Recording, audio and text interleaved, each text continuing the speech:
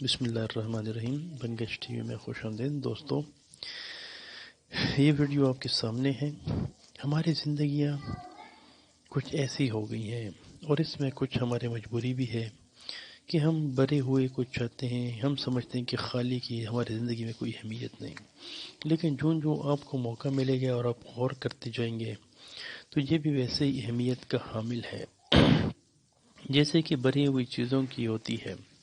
جب اللہ تعالیٰ نے اپنے کسی بڑے نبی کو عبادت کے اندر تعمیر کرنے اور پھر وہاں کھڑے ہو کر لوگوں کو آنے کی دعوت دی ہوگی تو اس ویران عبادت کے دن میں کون آئے گا؟ لیکن جب اس نے وہاں لوگوں کو خدا کی طرف پکارا ہوگا تو وہ یہ دیکھ کر ضرور حیران ہوا ہوگا کہ اس کی اذان پر کتنے ہی لوگ کچے داغے سے بنے چلے آ رہے ہیں اور آتے ہی جا رہے ہیں۔ ایسے ہی دن تھے اور ایسا ہی موسم تھا کہ ہم ڈھاکہ سے کاغذ بازار کی طرف پرواز کر رہے تھے۔ ہوا یوں کہ مشرقی پاکستان کے شاعروں، ادیبوں، فنکاروں اور گلوکاروں نے مغربی پاکستان کے فنکاروں اور دیگر آرٹسٹ حضرات کو اپنے ہاں دعوت دی تھی۔ ہم تقریباً 50 لوگ تھے۔ ہم جب وہاں پہنچے تو ہمیں وہ جگہ اپنے گھر سے بھی زیادہ پیاری اور بھلی لگی، کیونکہ اپنے عزیزوں کرب کا گھر اپنے گھر سے بھی زیادہ پیارا ہوتا ہے۔ ہم وہاں رہے۔ مشرقی پاکستان کے ہمارے میزبانوں نے کہا ہم مغربی پاکستان کے مہمانوں کو اپنا ملک دکھانے کے لیے ملک کے مختلف گوشوں اور کونے میں لے جائیں گے۔ مہمانوں کی بڑی تعداد نے سندر بن دیکھنے کی خواہش کی اور کچھ نہ کہا ہم چٹاگنگ کے پہاڑی مناظر کی سیر کریں گے۔ جو بڑی عمر کے لوگ تھے انہوں نے کہا ہم اپنا اتنا سفر تو نہیں کر سکتے، البتہ ہم دریائے بڑی محبت سے روٹی لگاتے تھے جس سے بہت خوبصورت خوشبو اٹھتی تھی۔ ہم اندوروں کی روٹی بھی کھاتے تھے، وہ جی خوش ہو جاتا تھا۔ بابا جلال صرف کرتے تھے، اتنے تھک جاتے تھے، یقیناً ان کے اندر کوئی ایسی ٹھیڑ پیدا ہونے کا خدشہ موجود رہتا تھا جو اکثر اوقات ہو جاتی تھی۔ ان کی عمر بھی خاصی تھی۔ اس مرتبہ جب بابا جلال اور بابا حیدر شاہ کے درمیان جھگڑا ہوا تو اس نے سنگین صورتحال اختیار کر لی۔ تندور سے روٹی نکالنے کے لیے والی لمبی سی کھرپی بابا جی حیدر شاہ کے ہاتھ میں تھی، وہ گرم بھی ہوتی تھی۔ ہم نے غصے میں وہ تندور سے باہر نکالی اور زور سے بابا جلال وہ خوش قسمت سے بچ گئے۔ انہوں نے بھی غصے میں آ کر روٹیاں زمین پر پھینک دیں۔ وہ روتے ہوئے شکایت کی غرض سے بابا جی کے پاس آئے اور ساری باتیں سنائی۔ بابا جی نے کہا ہم اس کی سرزش کرتے ہیں۔ بابا جی نے میری ڈیوٹی لگائی کہ جاؤ تم حیدر کو بلا کر لاؤ۔ میں نے کہا جی بہت اچھا۔ اب میں ڈرتے ڈرتے اس کے پاس گیا۔ تندور کے پاس بیٹھا تھا، ایک تو باہر سے آگ دوسرے کہ میں اس کی طبیعت کے اندر تندور چل رہا تھا۔ میں نے جا کر پہلے تو اسے سلام کیا اور پھر کہا آپ کو سائیں صاحب بلاتے ہیں۔ بابا جی نے کہا ہم اس کی سرزش کرتے ہیں۔ بابا جی نے میری ڈیوٹی لگائی کہ جاؤ تم حیدر کو بلاؤ۔ میں نے کہا جی اچھا۔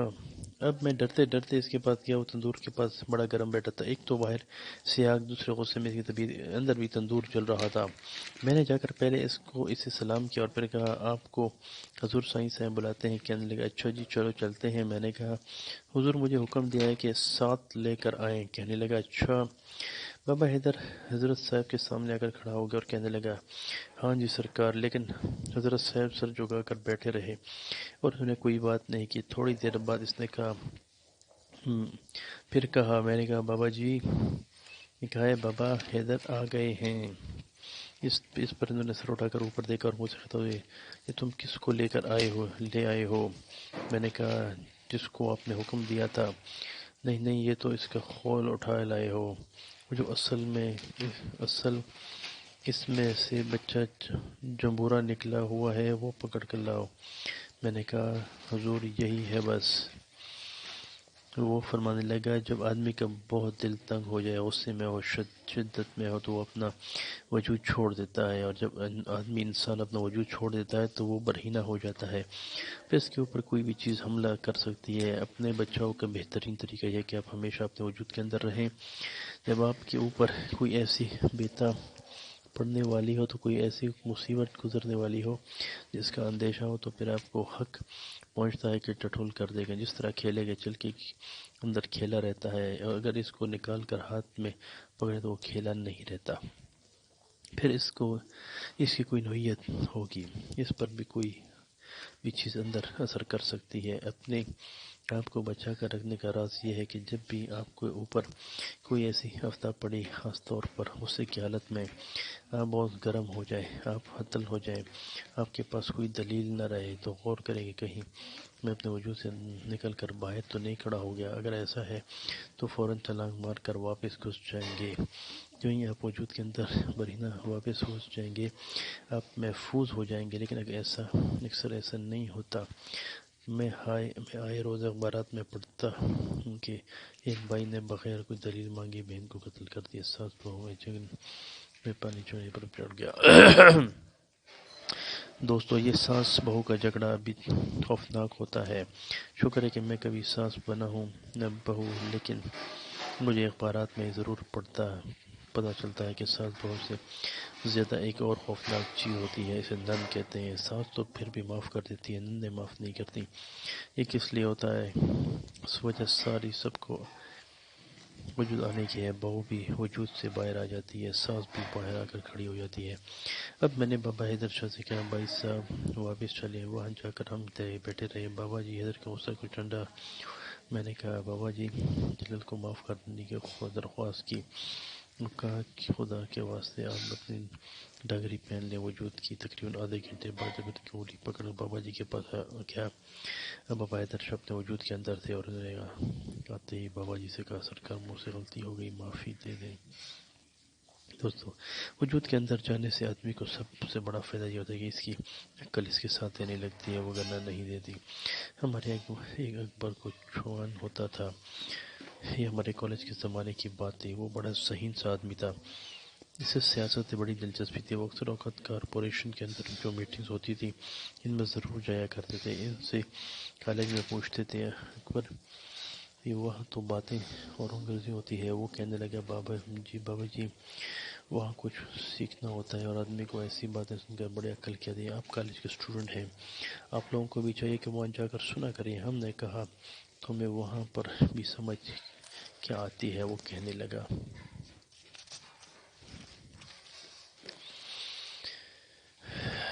کہ جی میں وہاں فیصلہ دینے چاہتا ہوں کہ کوئی سی ٹھیک ہے اور کون سی بات غلط. میں نے کہا، بابا جی تم کیسے پتہ چل لیتے ہو؟ ہمارے ساتھ ایک لڑکا نریندر ہوتا تھا، وہ ذہین تھا. اس سے کہتا تھا، پر تم کو کیسے پتہ کہ تم پڑھے لکھے ہو نہیں؟ وہ کہنے لگا، جی جو پارٹی میز پر مکھی مارتی ہے تو چہرہ لال ہو جاتا ہے، اٹھ کر کھڑی ہو جاتی تھی، وہ غلط ہو جاتی تھی، دوسری ٹھیک ہو جاتی، پھر بات پھر وہیں کنارے آ جاتی تھی. جو وجود سے باہر نکل کر اسے مان لیتی تھی، کھیلے کی چلی کی طرح باہر آ جاتی تھی، وہ غلط ہوتی تھی. جس میں آپ نے انہیں دول کر رکھا، جو ہی آپ کے اوپر ایسی فضا ہوتی. ٹھیک ہے، کنٹرول کرنا مشکل ہے، میں کنٹرول کرنے کے لیے نہیں چاہتا، لیکن آپ کو ضرور پتہ لگنا چاہیے کہ میرا کیس تھا اور میں بھی اس سے باہر نکل چکا ہوں یا جو کر چکی ہوں. میرے اندر وجود کے اندر بہت ضروری ہے.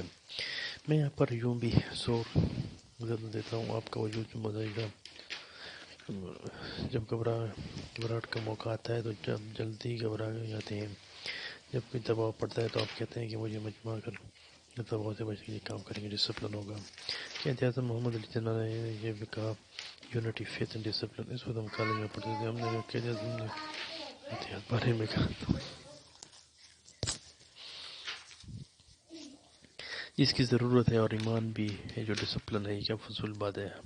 ہم کوئی فوجی ہے یا وردی میں ہیں، لیکن ہم جو وقت گزرتا ہے میں سوچتا ہوں کہ اتحاد، ایمان اور ڈسپلن کی ذاتی اہمیت زندگی میں شدید ضرورت ہوتی ہے. ہم دوسری قوموں کے مقابلے میں ذرا اپنے خول کے باہر جلدی آ جاتے ہیں. جب ہم کرکٹ میں دوسری ٹیم سے پٹ ہو رہے ہوتے ہیں، تمہارا بالر بال کرنے جاتا ہے تو ساری قوم اس کے بال پھینکنے تک کی کرتی ہے. ایسا اور کوئی قوم نہیں کرے گی. آپ نے بھی یہ بات دیکھی ہوگی. اور بالر پوری توجہ مانگ رہا ہوتا ہے. جب ہم لوگوں کہتے ہیں کہ قائد اعظم نے ہمیں ڈسپلن کا کہا، کہتے ہیں جب وقت پڑے گا تو دیکھ لیں گے. خواتین و حضرات، جب وقت پڑتا ہے تو اس کا رویہ سلطان راہی کی طرح ہوتا ہے۔ وہ جس طرح پنجابی فلموں میں گھنٹہ سا پکڑے کسی چیز کی خاطر نہیں دلاتے، ویسے ہی ہم کرتے ہیں۔ زندہ قوموں پر جو وقت پڑتا ہے وہ زیادہ مہذب، سنجیدہ اور زیادہ خیال کے ساتھ وابستہ ہو جاتی ہیں۔ بدقسمتی سے ہماری اس طرح کی ٹریننگ ہوتی ہے کہ ٹی وی کی بھی ذمہ داری اپنا کردار ادا کرتے ہیں۔ ہمارے بزرگ جو ہیں بہت شدت کے ساتھ اس بات کی تعلیم دیتے ہیں کہ ڈسپلن سکھانے کا ایک ہی انداز ہوتا ہے، جو جوتا اتارنے میں بھی ڈسپلن کو محفوظ رکھتے ہیں۔ ڈیروں پر جو جوتا رکھنے کا ایک الگ انداز ہوتا ہے، وہاں سے بیٹھنے نکلتے ہیں، یہ کسی شخص نے سارے جوتے سمیت میں سیٹ کیے ہوتے ہیں۔ اس طرح کھانے میں ڈسپلن سکھایا جاتا ہے۔ لاہور میں الامرا آرٹس کونسل سے جہاں ڈرامے وغیرہ ہوتے ہیں، ایک مرتبہ وہاں پر ایک بڑی سفید رنگ کی اور ایک اکیلے نیلے رنگ کی گاڑی آپس میں ٹکرا گئی۔ ٹکراؤ زیادہ خوفناک بھی نہیں تھا، گاڑیاں رک گئی۔ ایک گاڑی میں ایک میرے جیسے داڑھی والے شہیم مولوی صاحب برآمد ہوئے، جو دوسری سے ٹائی والی سڑول سے نکلے۔ لوگ بھی اکٹھے ہو گئے۔ لوگوں کو بغیر پیسوں ہی دیکھنے کا ڈرامہ مل گیا، کیونکہ ہال کے اندر تو پیسے دینے پڑتے تھے۔ اب جب وہ ڈرامہ مل رہا تھا تو جی اسے کون چھوڑائے گا، میں بھی وہاں کھڑا ہو گیا۔ وہاں سفید گاڑی سے جو نیلی گاڑی ٹکرائی، اس کا سفید رنگ نیلا رنگ پڑ گیا۔ وہاں ایک شخص کھڑا جو کامیڈی ڈراموں کی ایکسٹرا کا رول کرتا تھا، وہ روز تماشا دیکھتا رہا اور کالے والے مولوی صاحب کو مخاطب کہنے لگا، سر یہ وہی مقام ہے جہاں دین اور دنیا ملتے ہیں۔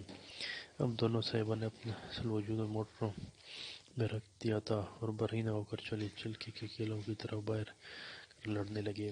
بجلی کی تار جب تک اپنے خول میں رہتی تھی اچھی ہوتی تھی، خدمت کرتے تھے، پنکھے چلاتے ہوئے ہوا دیتے تھے، روشنی کرتے تھے، لیکن جب باہر ہوتے تھے تو جان کا نقصان کرتے تھے۔ خرابی ہمیشہ پیدا ہو جاتی ہے جب انسان کو اپنی ذات پر یقین نہیں رکھتا، وہ قبولیت سے باہر آ جاتا ہے۔ جو شخص اپنی بے چینی کی کیفیت میں ہوتا ہے وہ زندگی میں ضرور کامیاب ہو جاتا ہے، اس کا مشکل وہ چلا جاتا ہے۔ اس حوالے سے مجھے ایک لطیفہ یاد آ رہا ہے۔ ایک دفعہ ایک چور ایک گھر میں آ گیا۔ اس گھر کی مالکن بڑی موٹی تھی، وہ 2.5 من کی تھی۔ جو اس کا خاوند تھا وہ دبلا پتلا تھا۔ چور جب آیا تو اس کے قدموں میں تھوڑا سا شور پیدا ہوا۔ اسی طرح اس موٹی عورت کی آنکھ کھل گئی، وہ اپنی چارپائی سے اٹھی اور کہا، تیرے ایسے کی تیسے۔ اس نے چور کو بازو سے پکڑ کر، وہ چور بیچارہ پھسل کر زمین پر عورت اس کے اوپر بیٹھ گئی۔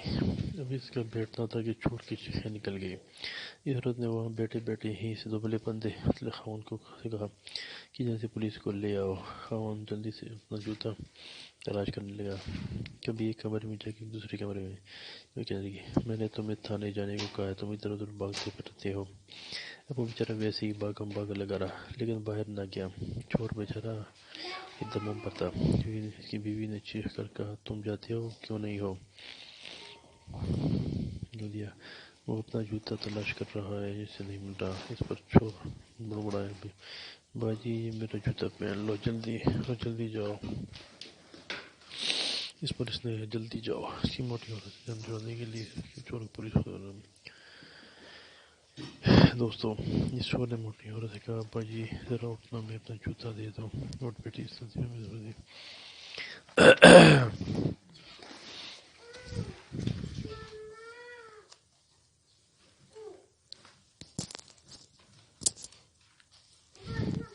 اگر ہم اپنے وجود کو قلبی کے قیدی کر لیں تو بڑی آسانیاں ہیں۔ آپ جو ہی وجود سے نکلیں گے مشکلات آئیں گی، آپ ضرور تجربہ کریں گے، دیکھیں گے۔ آپ کے آنے کا بھی شکریہ اور ناظرین کی بھی بڑی بڑی مہربانی جس توجہ اور محبت سے یہ ویڈیو سنی اور سنتے ہیں۔ اس کا دین تو میں دین نہیں کہہ سکتا۔ اللہ آپ کو خوش رکھے اور بڑی آسانیاں پیدا کرے اور آسانیاں تقسیم کرنے کا شرف عطا فرمائے، اور یہ شرف بھی عطا فرمائے کہ ہم اپنے وجود کے بچے جمبورے کو قابو کر سکیں اور اسے باہر نہ نکلنے دیں۔ اس طرح مزید ویڈیو دوستوں بنگش ٹی وی کو سبسکرائب کریں اور میری اس ویڈیو کو اپنے دوستوں میں بھی شیئر کیجیے اور کمنٹس بھی ضرور کریں اور میرے چینل کو ضرور سبسکرائب کریں۔